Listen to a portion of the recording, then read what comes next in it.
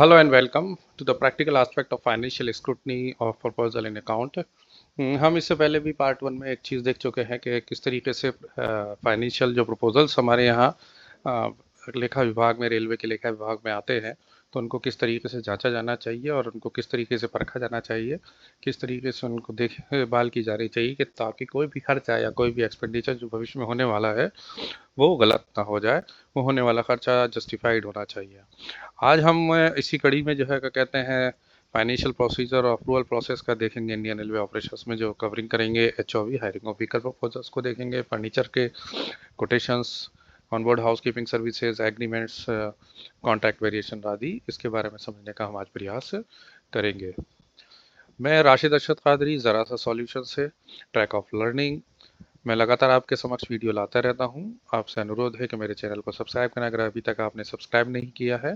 और मुझे फॉलो करें और मेरे वीडियोस को लाइक करें, ताकि आपको लगातार जब भी कोई मैं नई वीडियो लाऊं तो वो आपको ऑटोमेटिकली उसका नोटिफिकेशन मिल जाए। ZARASS ज़रा सा solutions, track of learning. Hiring of vehicle proposals, इसी को कंटिन्यू करते हुए सबसे पहले हायरिंग ऑफ व्हीकल प्रपोजल्स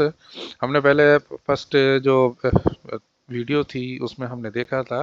और समझने का प्रयास किया था कि एस्टिमेट्स किस तरीके से जांच किए जाते हैं IRPSM पे या अदर देन IRPSM पे, या इसके अलावा जो है क्या कहते हैं नॉर्मल रेवेन्यू एस्टिमेट किस तरीके से AMC वगैरह के, हमने उनको समझने का प्रयास किया था। आज हम उसी कड़ी में और आगे बढ़ेंगे और कुछ और तरीके के प्रपोजल्स के बारे में डिस्कस करेंगे, क्योंकि हर प्रपोजल अपने आप में डिफरेंट प्रपोजल होता है और सभी प्रपोजल्स अपने अपने तरीके से देखे जाने चाहिए। तो इसी में हम देखेंगे हायरिंग ऑफ व्हीकल्स के प्रपोजल। सबसे पहले हायरिंग ऑफ व्हीकल प्रपोजल जब भी आपके पास आता है लेखा विभाग में वेटिंग के लिए, या तो उसको हमें निम्न चीज़ें इस कैटेगरी में देखा जाना चाहिए कि ये एलिजिबल ऑफिसर्स के लिए है, सरप्राइज चेक्स के लिए है, फील्ड इंस्पेक्शंस के लिए है, क्रू मैनेजमेंट के लिए, या इमरजेंसी अदर सर्विसेज के लिए, या ऑफिसर्स विजिटिंग फ्रॉम आउटसाइड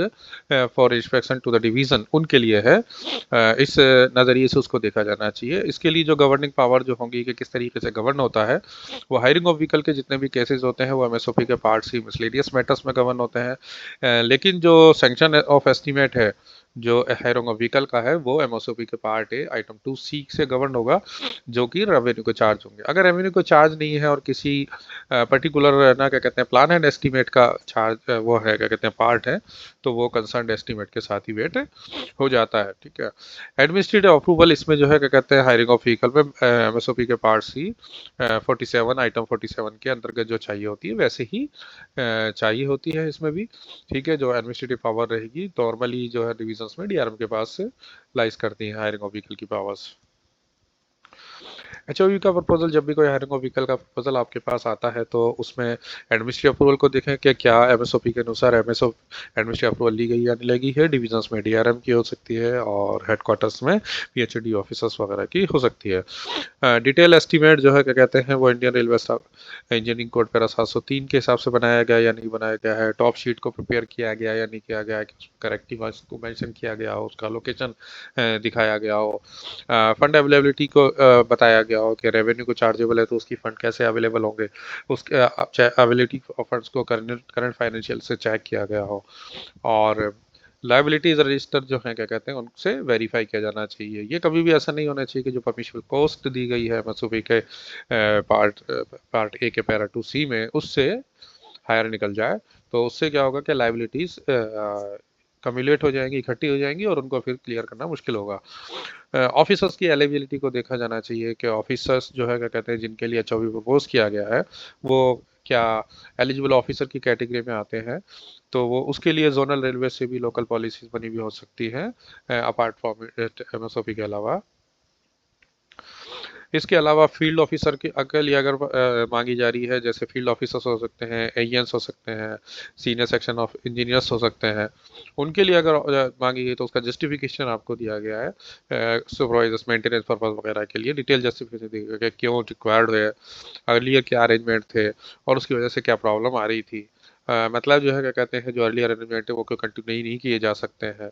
अगर पहली बार कोई प्रपोजल आ रहा है तो इस तरीके की बात है, उसमें जांच की जानी चाहिए क्या उसका जस्टिफिकेशन प्रॉपर दिया गया है या नहीं दिया गया है। रिन्यूअल और इवेल्यूशन, अगर इवेल्यूशन करना हो रिन्यूअल का कि भाई पिछले पहले चल रहा था उसी को कंटिन्यूस किया जाना है, तो फिर हम ये भी देखेंगे कि लास्ट टाइम जो कॉन्ट्रैक्ट किया गया था उसकी परफॉर्मेंस और एक्चुअल रिक्वायरमेंट साबित हुई है या जस्टिफाइड हुई है या नहीं हुई है। क्वांटिटी और रेट का वेरिफिकेशन जैसे कि नॉर्मल होता है,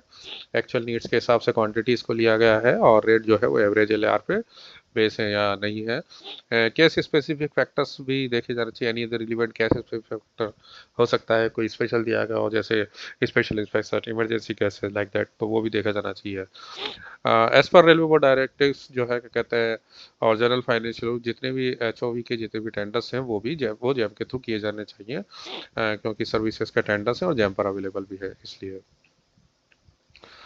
अब आता है परचेज ऑफ फर्नीचर। हमने आयरन ऑफ व्हीकल का देखा है, अब purchase of furniture. Purchase of furniture यानी ऑफिसेज में जो फर्नीचर्स यूज होते हैं, ऑफिसर्स मतलब ऑफिसर्स हो सकते हैं, ऑफिसर रेस्ट हाउसेज हो सकते हैं, इसके अलावा जो है क्या कहते हैं सबऑर्डिनेट रेस्ट हाउसेज हो सकते हैं, इसके अलावा जो है क्या कहते हैं अदर जो बिल्डिंग्स है जैसे टीटीज रेस्ट हाउसेज हो सकते हैं, लॉबी वगैरह हो सकती हैं। ठीक है, तो इन सभी के लिए जो है क्या कहते हैं परचेज ऑफ फर्नीचर अगर किया जाना है तो वह एमएसओपी के पार्ट सी आइटम 20B और 20C के अंतर्गत जांचा जाना चाहिए। इसका प्रोसेस क्या रहता है कि proposals are generally received as indent on UDM, है ना, but can also be processed through export purchase committee and routed via files। Normally जो इस तरह के proposals हैं वो सारे के सारे यूडीएम पर आते हैं, लेकिन अगर स्पॉट परचेज से रिलेटेड है तो उनको जो है क्या कहते हैं जर्नल फाइल्स की तरह भी रूट किया जा सकता है, ऐसा कोई दिक्कत नहीं है। जस्टिफिकेशन दिया जाना चाहिए, एडिशनल रिक्वायरमेंट है अगर फर्नीचर की तो क्या वो जो है फर्नीचर पॉलिसी के जो नॉर्म्स है उसको कवर करता है या नहीं करता है, कंप्लाई कर रहा है या नहीं कर रहा है। अक्सर करके लोकल जोनल रेलवे पॉलिसीज बनी हुई है फर्नीचर्स को लेकर, तो उनको जो है क्या कहते हैं उनके प्रोसेस को फॉलो किया जा सकता है कि वो क्या कहती है, वो फर्नीचर किसको किस तरीके का फर्नीचर दिया जा सकता है, किस कर्मचारी को किस अधिकारी को। तो उसके बारे में उनमें अगर डिटेल्स में दिया गया है तो that is very good for you, तो उससे उसकी जांच की जा सकती है। रिप्लेसमेंट के केसेस में ये कैसे देखा जाना चाहिए कि वो जो पहले फर्नीचर था वो कोडल लाइफ पूरी कर चुका है, उसको जो है क्या कहते हैं अनसर्विसेबल डिक्लेयर कर दिया गया है, उसको जो है क्या कहते हैं कंडमनेशन जो कमेटी है उसके थ्रू कंडमनेशन का प्रोसेस पूरा कर लिया गया है, उसको कंडम घोषित कर दिया है कि अभी अनरिपेयरेबल रह गया है और अनसर्विसेबल है। इट इज़ नॉट नेसेसरी कि कोई फर्नीचर कोडल लाइफ पूरी किए नहीं कर पाया है अभी तक तो उससे पहले उसको कंडम नहीं किया जा सकता, उससे पहले भी उसको कंडम किया जा सकता है, लेकिन it is based on the recommendation of the condemnation committee normally. इसके लिए जो प्रायर एडमिनिस्ट्रेटिव अप्रूवल एमएसओपी के पार्ट सी के तहत लीग डीआरएम्स हेडक्वार्टर्स जैसे डिविजन्स में डीआरएम होते हैं और पीएचओडीज इन हेडक्वार्टर्स में होते हैं, तो वो परमिशन ली गई है या नहीं ली गई है वो भी देखा जाना चाहिए एडमिनिस्ट्रेटिव अप्रूवल। अवेलेबिलिटी और फंड्स को जैसे मैंने कहा कि अंदर पर्टिकुलर डिपार्टमेंटल अलोकेशन जो है उसके अंतर्गत उस पर्टिकुलर फर्नीचर वगैरह के लिए कोई फंड्स अवेलेबिलिटी दी गई नहीं गई है। वर्तमान में जो है क्या कहते हैं गवर्नमेंट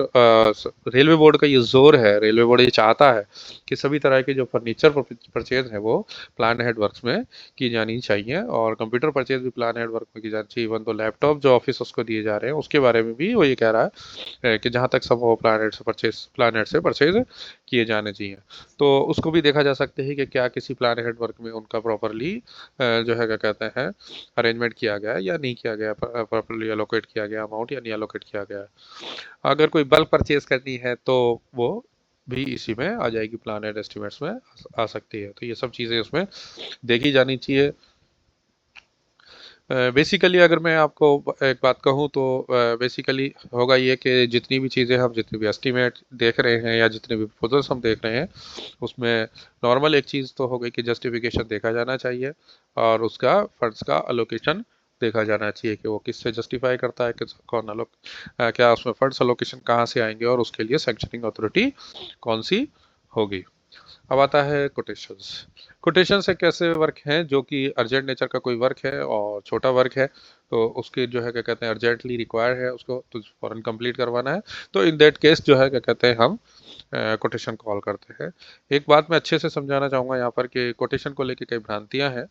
और कोटेशन को बिल्कुल अलग तरीके से समझा जाता है। ऐसा नहीं है, quotation is a mode of tendering. Quotation is a mode of tendering, इसीलिए जो है क्या कहते हैं एमएसओपी के पार्ट ए के पैरा 5 F से गवर्न होता है ये। 5 जो है वो टेंडरिंग के लिए आता है, जिसमें open tender, limited tender etcetera उसमें दिए गए हैं। इसी में जो है क्या कहते हैं 5F जो है वो ये बताता है कि कोई भी अर्जेंट नेचर का वर्क हो तो जो है क्या कहते हैं उसको dispensation with calling of tender, calling of tender से बचने के लिए कोटेशन कॉल किया था, क्योंकि ओपन टेंडर कॉल करने में जो है कहते हैं समय लगने की संभावना होती है, तो जो उसकी रिक्वायरमेंट है अर्जेंट की, वो अर्जेंसी की रिक्वायरमेंट पूरी नहीं हो पाएगी। दैट्स वाई जो है क्या कहते हैं कोटेशन कॉल किए जा सकते हैं। कोटेशन कॉल करने के लिए क्या होता है कि फाइनेंशियल लिमिट्स तय की गई है, JAG officer up to 5 lakh तक एक बार में किसी कार्य के लिए कोटेशन कॉल कर सकते हैं, और SAG officer up to 10 lakh तक का कॉल कर सकते हैं। अपार्ट फ्रॉम इट जो है क्या कहते हैं इनके लिए ईयरली जो है सीलिंग लिमिट भी तय की गई है, not only 5 lakh 10 lakh, but yearly ceiling limit भी जेएजी ऑफिसर्स के लिए 60 लाख और मैक्सिमम, और एसएजी ऑफिसर्स के लिए 1.2 करोड़ रेस्पेक्टिवली, ये उन्हें जो है क्या कहते हैं दी गई है। हेडक्वार्टर्स में जो है क्या कहते हैं ये सारी की सारी जो है हेडक्वार्टर में सिर्फ पीएचओडीज कर सकते हैं इसको, पीएचओडीज के हाथ में होती है सेवाएं, नीचे के जेजी ऑफिसर्स को वहाँ पर ये फाइनेंशियल लिमिट्स अवेलेबल नहीं होती है कि वहाँ पे सिर्फ जो है क्या कहते हैं हेडक्वार्टर में पीएचडीज, क्योंकि डिविजन्स में एक्चुअली ब्रांच ऑफिसर्स होते हैं इस जेजी लेवल के, तो दैट्स वाई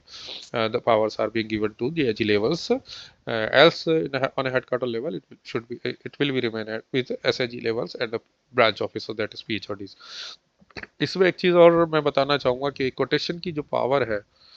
वो जेन्युइनली सिर्फ अर्जेंट वर्कों के लिए ही यूज की जानी चाहिए, ना कि हर किसी वर्क के लिए की जानी चाहिए। तो quotation is a mode of tendering, not a proposal waiting system. इसीलिए कोटेशन को हमारे यहाँ जो है कभी भी कोटेशन का जो प्रपोजल होता है वो कनकर्ड किया जाता है। अब कोटेशन जब भी कोई आपके पास आती है तो कोटेशन का कोई प्रपोजल आता है तो उसको किस तरीके से जांच किया जाना चाहिए। फाइनेंस कंकरेंस इसकी दी जाएगी, obtain finance before inviting quotation, इसका justification, urgency must be clearly justified कि why it is required, administrative approval,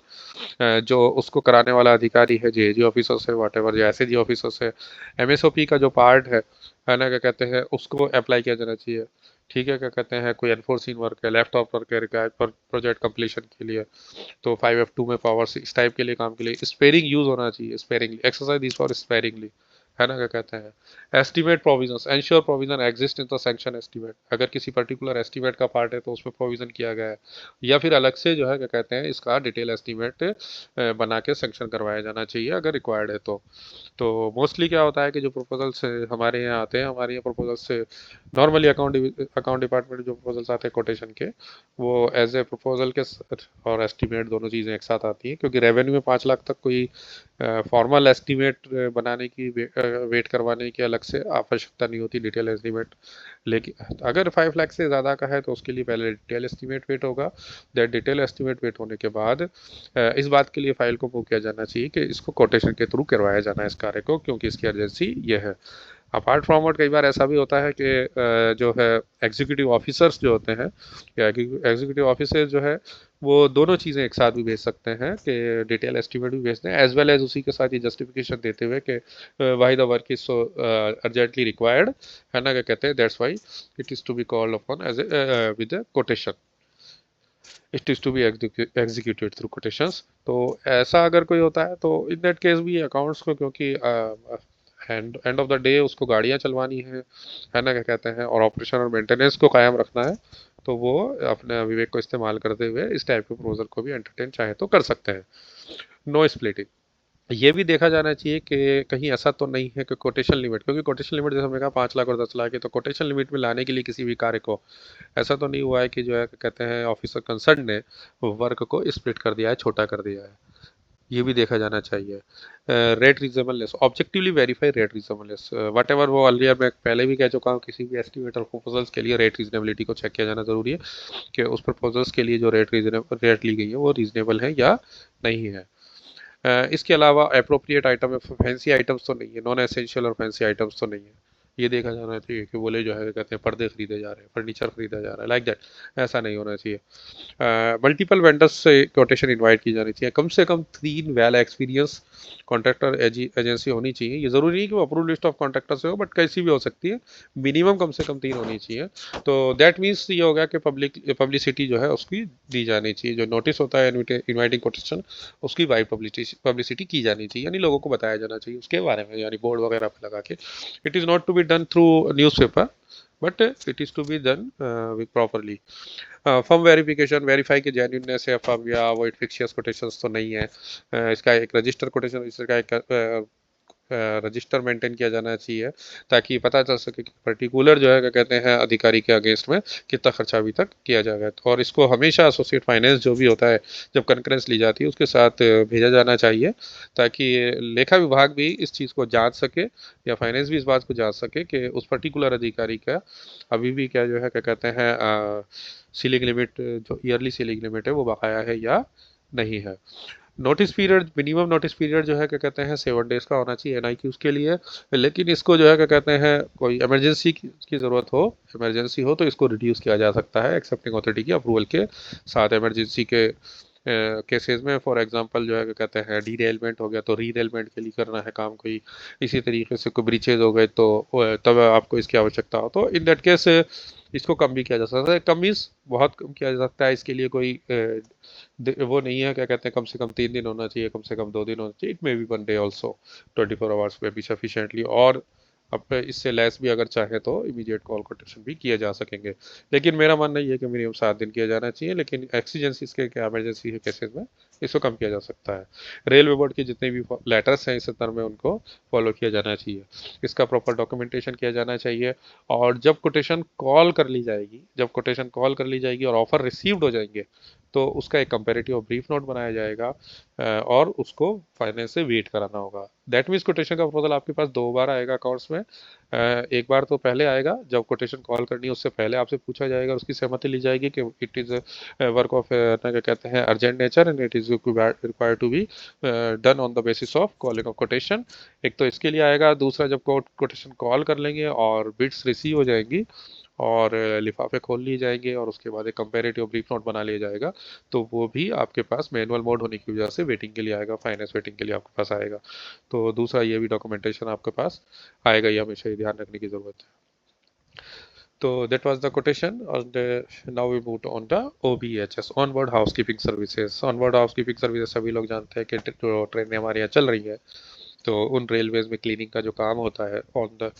track, चलती हुई ट्रेनों में क्लीनिंग का काम होता है, लिटर डिस्ट्रीब्यूशन का जो काम होता है, that is called on board housekeeping services. ये जो है MSOP के पार्ट ए के आइटम 37A1 से गवर्न होती है किसी भी तरह की, क्योंकि इसके लिए जो है क्या कहते हैं कम से कम मिनिमम DRM की ज़रूरत होती है, और आज की तारीख में अगर मैन पावर बेसिस पे करना है तो GM की अप्रूवल रिक्वायर्ड होगी। ठीक है, ये क्योंकि सर्विस कॉन्ट्रैक्ट के अंतर्गत आता है। ये मैकेनिकल डिपार्टमेंट CNTW डिपार्टमेंट द्वारा मोस्टली बनाए जाते हैं और पैसेंजर एमिनिटीज से रिलेट करता है। इसके की पैरामीटर्स जो रेलवे बोर्ड ने तय किए हैं वो है कि कम से कम 4 कोच पर हाउसकीपिंग के लिए एक आदमी होना चाहिए, और हर AC कोच में लिनर डिस्ट्रीब्यूशन के लिए एक आदमी निर्धारित किया गया है। और इसी में एडिशनल जो एस्टीमेट जब प्रिपेयर करेंगे तो estimate on man power basis are prepared as per yardstick, जो यार्ड स्टिक तय की रेलवे बोर्ड ने वो उसके हिसाब से, और स्टैंडर्ड बिड डॉक्यूमेंट यानी SBD जो है उसके आधार पर बनाया गया, नहीं कह रहा ESIC EPF calculate as per rule किए गए या नहीं किए गए हैं। Calculation of staff requirement considered full running time until return with 24 hours और पार्ट काउंटेड एज 1 डे, किस टाइप से लिया गया है, किस टाइप से कैलकुलेट किया गया है, वो भी हमें देखने की ज़रूरत है। Material and similar services, chemical, consumables taken as per the requirement with justification, GST included as applicable, similar इसी। तो ये OBHS में बेसिकली हमें ये सबसे जो ज़्यादा मेहनत है या सबसे ज़्यादा परेशानी उसमें होती है वो क्या होती है कि एक्चुअल में हमें ये पता नहीं चल पाता कि जो है क्या कहते हैं किस तरीके से ये लेना है। तो इसको अकाउंट विभाग इस बात को ध्यान से जांच करे कि कोई भी एक जो ट्रेन होती है वो किसी ये पूरी की जो ट्रेन होती है राउंड ट्रिप के लिए एक्चुअली जो है क्या कहते हैं लिया जाता है। तो राउंड ट्रिप में एक ट्रिप में 8 घंटे होते हैं। 8 घंटे की एक डे होता है, तो कोई ट्रेन 72 घंटे में वापस लौट कर आती है, कोई 100 घंटे में वापस लौट कर आती है, या 150 घंटे में वापस लौट कर आती है। तो अकॉर्डिंगली टू दैट जो है ना क्या कहते हैं वो आवर्स और डेज काउंट होते हैं, बट लेकिन इसको counted as a one day 24 hours और पार्ट को as a one day count किया जाना चाहिए, क्योंकि ये जो ड्यूटी होती है ट्रेन में वो तो बहुत ज़्यादा रेगुलर बेसिस नेचर की नहीं है। रात को बिल्कुल 10 बजे से लेकर सुबह 6 बजे तक, है ना, क्या कहते हैं, OVHS का काम बिल्कुल भी नहीं होता है, ऑनबोर्ड हाउसकीपिंग सर्विसेज का काम। तो नेचुरली बात है कि वो उनके आराम का पीरियड होता है, तो ये भी देखा जाना चाहिए। इसी तरीके से जो मैकेनिकल से रिलेटेड कुछ और वर्क हो सकते हैं जो मेंटेनेंस पर्पजेस इंक्लूड, जैसे क्विक वाटरिंग सिस्टम हो सकता है, क्लीन ट्रेन स्टेशन CTS हो सकता है, ACWP automatic coach washing plant से रिलेटेड उनके रिपेयर, उनके जो है ऑपरेशन के वर्क हो सकते हैं, STP सीवरेज ट्रीटमेंट प्लांट हो सकते हैं, WTP वाटर ट्रीटमेंट प्लांट हो सकते हैं, mechanised coach cleaning, crew management, crew box handling, silica sampling etcetera. इस टाइप के केसेस भी हमारे पास अक्सर करके आते हैं। ये मैंने एक OVHS का थोड़ा सा समझाने का प्रयास किया, अदरवाइज इस टाइप के सारे मैन पावर बेस्ड हो सकते हैं कॉन्ट्रैक्ट, ये जितने भी मैंने यहाँ पर काउंट किए हैं। इसके अलावा या फिर ये है क्या कहते हैं आउटकम बेसिस पे किए जाने वाले कॉन्ट्रैक्ट हैं। तो अगर ये मैन पावर पे किए जाते हैं तो GM के अप्रूवल के साथ, और आउटकम बेसिस पे कहते हैं DRM के अप्रूवल के साथ ही किए जा सकते हैं, कोई दिक्कत नहीं है। तो इसमें जो है क्या कहते हैं इनको भी इस तरीके से ही डील किया जाना चाहिए कि इसमें सारी चीज़ें दी जानी चाहिए। और जो भी पेनल्टी क्लॉसेस वगैरह लागू होते हैं उन सभी का ध्यान दिया जाना चाहिए कि पेनल्टी क्लॉसेस वगैरह लागू करें। कोई एडिशनल पेनल्टी क्लॉज लगता है, कहना कहते हैं पैसेंजर एमिनिटीज़ बढ़ाने के लिए आवश्यकता होगी, तो वो भी जो है क्या कहते हैं पर्सनली अकाउंट डिपार्टमेंट सजेस्ट कर सकता है कि भाई ये भी जोड़ा जा सकता है, इसमें भी जोड़ा जाना चाहिए, लाइक दैट। और अपार्ट फ्रॉम इट इसको कोई मतलब केस टू केस बेसिस पे अगर आपको जो लगता है उस चीज़ों को, यानी पहली बात तो आपका जस्टिफिकेशन हमेशा रहेगा, ठीक है। इसके अलावा आपके फंड्स अवेलेबिलिटी के बारे में आप हमेशा देखते रहेंगे। तीसरा, इसके अलावा कौन इसकी सैंक्शनिंग अथॉरिटी होगी, अप्रूविंग अथॉरिटी होगी, वो भी आप लगातार देखेंगे। हर प्रपोजल के लिए देखेंगे तो यहाँ भी वही देखने की ज़रूरत होगी। अब आते हैं एग्रीमेंट्स के लिए। एग्रीमेंट्स जो है क्या कहते हैं वो सभी MSC के पार्ट के आइटम 6 में रेलवे अकाउंट ऑफिस में वेट होने के लिए आते हैं। All type of agreement, all type, whether these are related with the expenditure और whether these are related to the earning. Earning के भी एग्रीमेंट वेट होने के लिए आएंगे, और इसके अलावा एक्सपेंडिचर से रिलेटेड जो वर्कों के एग्रीमेंट है वो भी वेट होने के लिए। एग्रीमेंट जो होते हैं वो इस बात के लिए होते हैं कि फॉर्मली जो आउटसाइडर्स हैं वो और रेलवे एक अनुबंध में चले जाते हैं, जिसके आधार पर दी गई शर्तों के प्रॉपर के हिसाब से वो दोनों ही एक दूसरे के लिए प्रतिबद्ध होते हैं, काम करने के लिए राजी हो जाते हैं। एग्रीमेंट जो प्रिपेयर किया जाता है वो उस पार्टी के अगेंस्ट में इशू किया जाता बनाया जाता है जिसको एलओ इशू किया गया है, जिसके अगेंस्ट में वो एलओ इशू किया गया है, तो उसके बाद पार्टी के लिए कि जो है क्या कहते हैं एग्रीमेंट बनाया जाता है। एग्रीमेंट जो टेंडर जब हम कॉल करते हैं तो उसी में हम उसमें टेंडर कंडीशंस देते हैं, उसमें एग्रीमेंट कंडीशंस रखते हैं, उसमें स्पेशल वर्क कंडीशंस रखते हैं, स्पेशल उस पर्टिकुलर वर्क से रिलेटेड कुछ कंडीशंस रखते हैं। तो वो सारी कंडीशंस उसमें साथ रहती हैं, तो उन सभी को शामिल करते हुए एग्रीमेंट बनाया जाता है, ताकि पूरे वर्क एग्जीक्यूशन के दौरान जो है क्या कहते हैं जो आउटसाइडर है वो और जो रेलवे है वो एक दूसरे के प्रति प्रतिबद्ध रहे, और जो भी कोई भी कमी हो तो उसके लिए उस तरीके से जो उसमें रूल दिया गया है, उसमें पॉलिसी जो गाइडलाइंस दी गई है किसी भी एग्रीमेंट में, उनके तरीके से कार्य करेंगे। यानी बिलिंग कैसी होगी, पेमेंट कैसे होगा, आर्बिट्रेशन क्या होगा, लाइक दैट। ये सारी चीज़ें जो है क्या कहते हैं वो एग्रीमेंट का PVC क्लॉज कैसे होंगे, वेरिएशंस क्या, इसका रूल क्या रहेगा, वेरिएशन किस तरीके से दिया जाएगा, वेरिएशन में पेमेंट कैसा होगा, ये सारी चीज़ें जो है क्या कहते हैं एग्रीमेंट का पार्ट होती है। इसलिए एग्रीमेंट को बहुत अच्छे से ध्यान दिया से चेक किया जाना चाहिए, जांचा जाना चाहिए, और उसके बाद वेट किया जाना चाहिए। तो एक तो ये देखना चाहिए कि एलओए जिस पार्टी के लिए इशू किया गया था उसी पार्टी के साथ एग्रीमेंट प्रिपेयर किया गया या नहीं किया गया। इसके अलावा एज पर कंडीशंस जो पीजी लेनी थी वो पीजी या परफॉर्मेंस गारंटी जमा की गई है या नहीं जमा की गई है, और उसको इशूइंग बैंक से कंफर्म किया गया या नहीं किया गया। अगर बैंक गारंटी दी गई है तो उसकी वैलिडिटी को भी चेक किया जाना चाहिए कि वो जो है क्या कहते हैं DOC यानी डेट ऑफ कंप्लीशन जो है उसके बियॉन्ड 60 डेज तक अवेलेबल है या नहीं है ना, और लीगली वेट की गई है या नहीं की गई, क्योंकि बैंक गारंटी जो होती है वो एक लीगल डॉक्यूमेंट होता है, स्टाम्प पेपर बनाया जाता है, इसलिए वो भी देखा जाना चाहिए। क्वांटिटीज़ और रेट्स जो हैं वो एलओए से मैच करती हैं। अगर सप्लीमेंट्री एग्रीमेंट बनाया गया है या डेंडा बनाया गया है तो वेरिएटेड क्वांटिटीज़ जो हैं ओरिजिनल शेड्यूल के से अतिरिक्त जो क्वांटिटीज़ आई हैं, वेरिएशन जो बना है, यानी कुछ क्वांटिटीज़ कम की गई होंगी, कुछ क्वांटिटीज़ बढ़ाई गई होंगी, कुछ नए आइटम्स ऐड किए गए होंगे, लाइक दैट। तो उसके अगेंस्ट में उसको जांचा जाना चाहिए, चेक किया जाना चाहिए। यदि ये सब चीज़ें करेक्ट पाई जाती है तो उसको वेट कर देना चाहिए कि agreement number so and so with for the work for rupees so and so is hereby vetted. अगर कोई चेक नोट हो ऐसे जिसको आपको लगता है कि चेक नोट डाले जाने चाहिए तो फ्यूचर कंप्लायंस के लिए वो डाले जा सकते हैं, जैसे वेरिएशन को लेके चेक नोट डाला जा सकता है, आई थिंक सो। अब आता है वेरिएशन इन कॉन्ट्रैक्ट। जब एग्रीमेंट हो जाते हैं तो एग्रीमेंट होने के बाद नेचुरली आ जाता है variation in contracts. During execution variation में भी प्रपोज्ड कब प्रपोज किया जाता है, जब लगा हो कि एडिशनल क्वांटिटी या new items are essential for completion, उस काम को कंप्लीट करने के लिए ज़रूरत है। इसके अलावा जो है क्या कहते हैं ओरिजिनल एस्टिमेट्स में जो इनएडवर्टेंटली ओमिटेड करने हैं, हटाने और नहीं लेने थे, है ना क्या कहते हैं, हटा दिए गए हैं, या रह गए थे, सॉरी, है ना क्या कहते हैं, रह गए थे। और कोई सप्लीमेंट्री वर्क रिक्वायर्ड है जो उससे रिलेटेड ही था और लेकिन छोटा मोटा वर्क रह गया था तो उसको जो है क्या कहते हैं इसमें लिया जाता है। ये एमएसओपी के पार्ट है, आइटम 9 से होता है। इसमें क्या होता है कि सबसे पहले आइडेंटिफाई नीड की जाती है, क्या ज़रूरत है वेरिएशन के, डॉक्यूमेंट्स में बदलाव किया जाता है, यानी उसकी जो क्वांटिटीज़ हैं, शेड्यूल्स क्वांटिटीज़ हैं, उसमें बदलाव किया जाता है। वेरिएशन यानी कितना होने जाना है, उसका इम्पैक्ट असेस किया जाता है कि कितनी बढ़ोतरी या कितनी कमी होने की संभावना है, उस वेरिएशन को अप्रूव किया जाता है, तब इस कार्य को करवाया जाता है। तो ट्रिगर्स क्या हो सकते हैं एक फाइनेंसिंग वेटिंग के लिए? ट्रिगर्स क्या हो सकते हैं? न्यू आइटम्स, अगर कोई आइटम एसओआर आइटम को इंट्रोड्यूस किया गया है तो पार्ट ए के आइटम 7 के लिए, और एनएस आइटम अगर यूज किया गया है तो एमएसओपी के पार्ट ए के आइटम 8। ठीक है ना क्या कहते हैं, अगर 5 लाख से ज़्यादा और 10% of contract value which ever is lower, दोनों में से जो भी हो अगर है तो वो सेपरेटली उसके लिए जो है क्या कहते हैं पहले वेट कराना पड़ेगा न्यू एनएस आइटम, पहले कंकरेंस उसकी लेनी पड़ेगी न्यू एनएस आइटम की, then it can be process through variation. Action require supplementary agreement vetted by finance, ऐसी केसेस में क्या होगा, जो है क्या कहते हैं, अगर 5 lakh new NS item 5 lakh से ज़्यादा का है और 10% कॉन्ट्रैक्ट वैल्यू से ज़्यादा का है न्यू एनएस या एस और आइटम, तो अलग से उसको वेट कराना होगा। अदरवाइज जो है क्या कहते हैं सिर्फ सप्लीमेंट्री एग्रीमेंट फाइनेंस से वेट कराना होगा उस आइटम को जोड़ने के बाद। ठीक है। इसी तरीके से क्वांटिटी इंक्रीज होती है, increase in quantity of NS S और आइटम्स, है ना क्या कहते हैं, in original schedule by more than 50%। 50% से ज़्यादा अगर कोई किसी पर्टिकुलर मतलब जो है क्या कहते हैं एस और आइटम्स या एनएस आइटम की क्वांटिटी एक्सेस होती है तो वो जो है क्या कहते हैं उसमें रेट रिडक्शन का क्लॉज लागू होगा। 125 से 144% तक 2% का, और 140 से 125 से ऊपर जो है क्या कहते हैं वो 4% का रेट रिडक्शन क्लॉज होगा। इसको भी अडेंडम और कोरिजेंडम वेट करवाना पड़ेगा फाइनेंस से। ठीक है। मैं आपको एक चीज़ और इसमें बताना चाहता हूँ कि जो एसओआर आइटम्स होते हैं, शेड्यूल ऑफ रेट के जो आइटम है, यानी जो आजकल डीएसआर भी चलती है एक्चुअली और जगह एसओआर भी चलती है, तो डीएसआर या एसओआर के जो आइटम वो एज ए होल देखे जाएंगे, ना कि एज एन इंडिविजुअल आइटम देखे जाएंगे,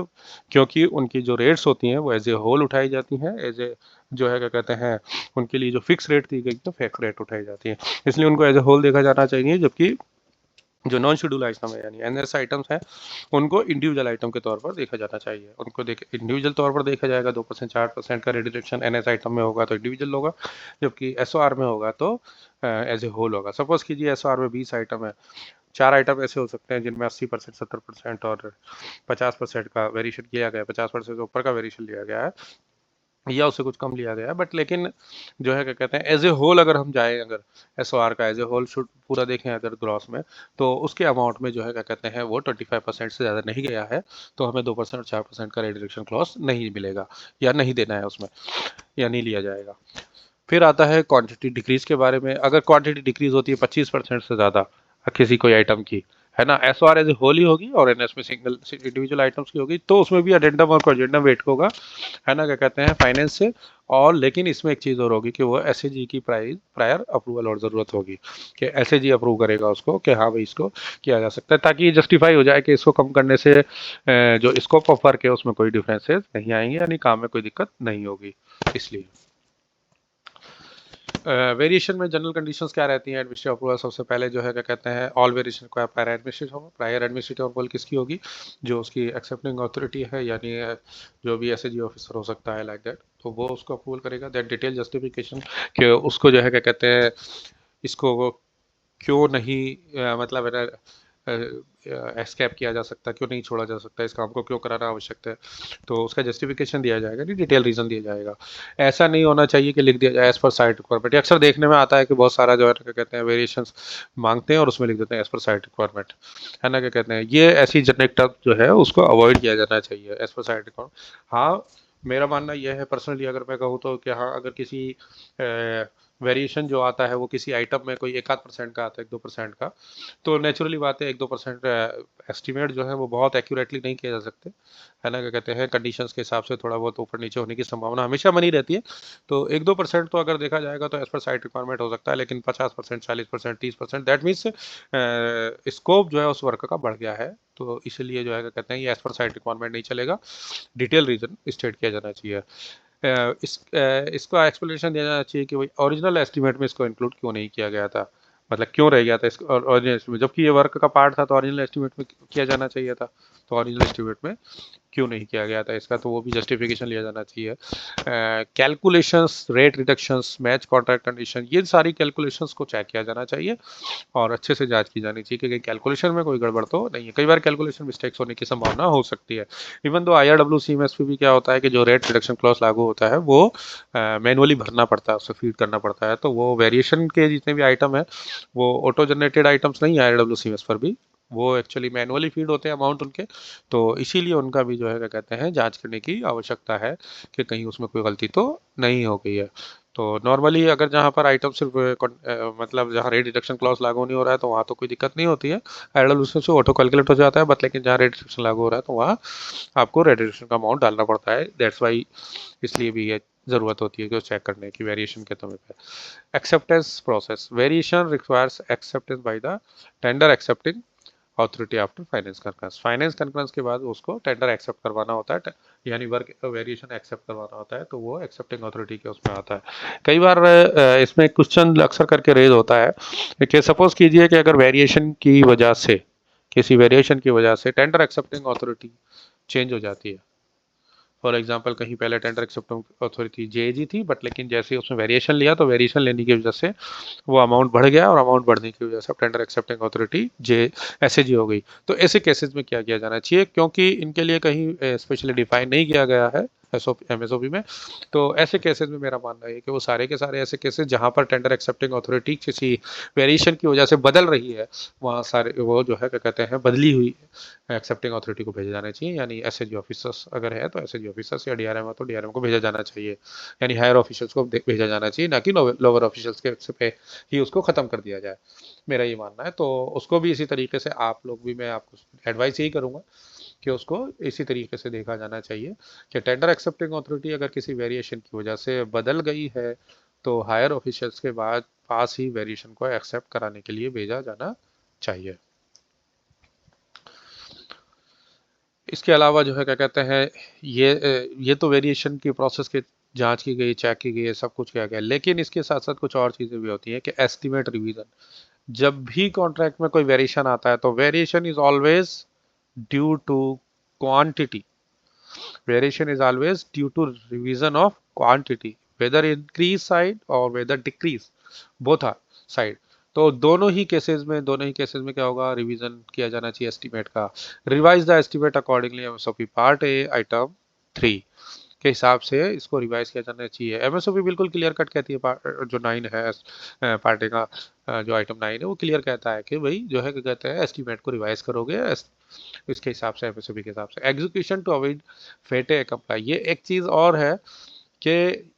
फेटे अप्लाई सिचुएशन नहीं होनी चाहिए। फेटे अप्लाई सिचुएशन क्या होती है एग्जीक्यूशन की, कि जो है क्या कहते हैं कि एग्जीक्यूशन पहले हो गया, देन उसके बाद जो है वेरिएशन अकाउंट डिपार्टमेंट में आया है,